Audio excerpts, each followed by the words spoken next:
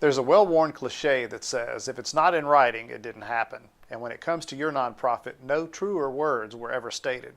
Hi, this is Greg McRae, CEO of the Foundation Group, and this is part 8 of our Starting a Nonprofit series, Record Keeping.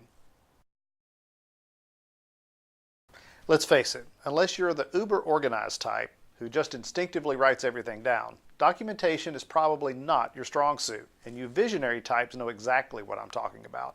But when it comes to operating your nonprofit, you can't afford to let proper record keeping slide. In this video, I want to talk about the 4 categories of record keeping and how you can make sure that you've got your bases covered. The first category is your accounting records. Now, if anything needs to be buttoned up tightly, this is it. Both state and federal regulations require that financial records for your nonprofit be complete, accurate, and consistent with generally accepted accounting principles, or what's called GAAP. In fact, your board has a fiduciary responsibility to ensure that your accounting records are accurate.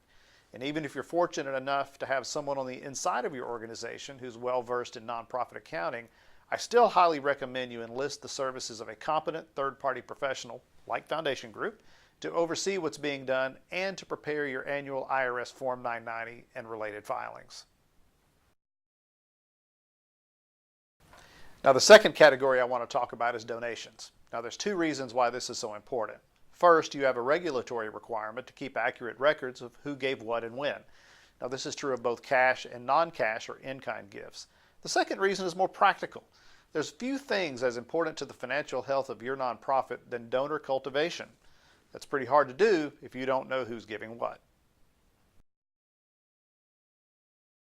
Now, the third category is corporate records. Now, it seems kind of obvious, but you need to keep copies of all your corporate documents, such as your articles of incorporation, bylaws, and your corporate annual reports. Also, don't forget about board meeting minutes. These are the notes of what was actually discussed and decided in any board meeting.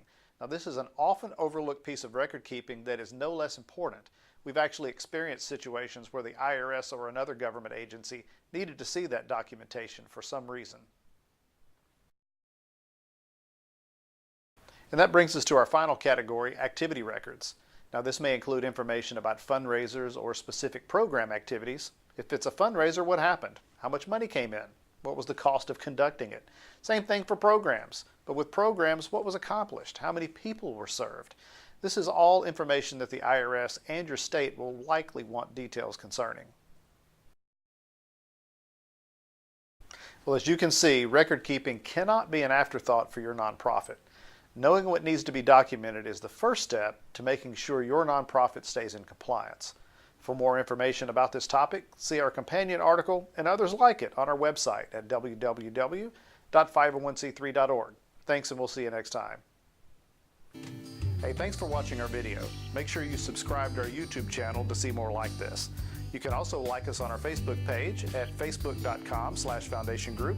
You can follow us on Twitter at twitter.com/Foundation Group, and you can always find us on the web at 501c3.org. Thanks.